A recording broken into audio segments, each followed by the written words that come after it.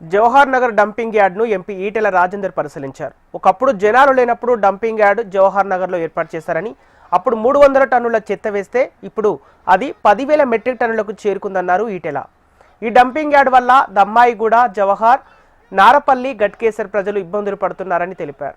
BJP కొట్లాటంతోనే national green tribunal ఆదేశాలు జారీ చేస్తే అప్పటి ప్రభుత్వం 2017లో నగరం 4 మూలల చెత్త డంపింగ్ యార్డులు ఏర్పాటు చేస్తామని చెప్పి చేయలేదన్నారు.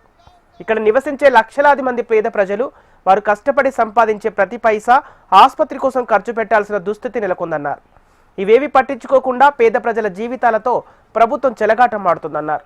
గ్రీన్ ట్రిబ్యునల్ తీర్పు పెడచెవిన పెడితే తాడో పేడో తేల్చుకుంటామన్నారు.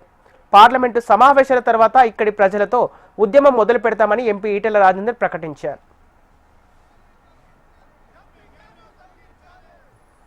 నగర్ ప్రాంతం వేల ఎకరాలు స్వతంత్రం రాక పూర్వం బ్రిటిష్ వారి యొక్క మిలిటరీ ఆధీనంలో 5,000 పైచిలిక ఎకరాలు ఇక్కడ ఎక్స్ సర్వీస్ మెన్ల డబ్బులతో కొన్న భూమి ఇది. ఆనాడు ఇక్కడ జనావాసం లేదు, జనాలు నివసించే ప్రాంతం కాదు.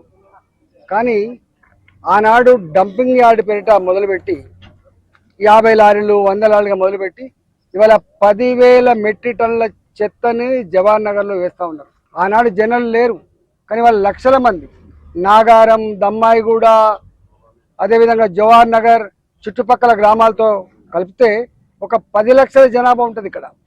10 లక్షల జనాభా ఉంటుంది ఇక్కడ. కడుబీదరికల్లో ఉండే వాళ్ళు వీళ్ళు 30 గజాలు 60 గజాలు నివసించే ప్రజల వాళ్ళు కూరగాయలు అమ్ముకొని, పండ్లు అమ్ముకొని, చిన్న చిన్న వ్యాపారం చేసుకొని ఇళ్లలో పనిచేసి బతికేటువంటి ప్రజలు వీళ్ళు. కానీ ఇలాంటి ప్రజలు అనేక సంవత్సరాలుగా వాళ్ళు మొరబెట్టుకున్నారు.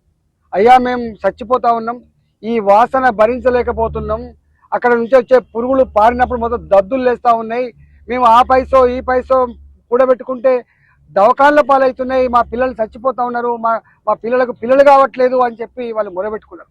ఎంత మొరబెట్టుకున్నా ప్రభుత్వం పట్టించుకోకపోతే భారతీయ జనతా పార్టీ ప్రజల పక్షాన గ్రీన్ ట్రిబ్యునల్ని ఆశ్రయించింది, ఉద్యమాలు చేసింది.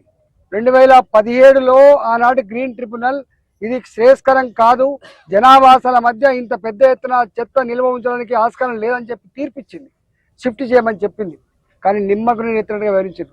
ఆనాటి ప్రభుత్వం అఫిడవిట్లో షిఫ్ట్ చేస్తా అని చెప్పి అబద్ధాలాడి మోసం చేసి ఇవాళ చెత్తను మరింత రెట్టింపు చేసింది. ప్రజల్ని ఇట్లే చంపుతా ఉంటే చూస్తూ ఊరుకోవడానికి భారతీయ జనతా పార్టీ సిద్ధంగా లేదు. ఇలా లక్షలాది మంది ప్రజలతో ఇలా సెన్సిటైజ్ చేసి వాళ్ళ నాయకత్వంలో రేపు దీనికి వ్యతిరేకంగా పెద్ద ఉద్యమాన్ని పార్లమెంటు సమావేశాల తర్వాత నిర్మించబోతున్నామని చెప్పి తెలియజేస్తా ఉన్నాం.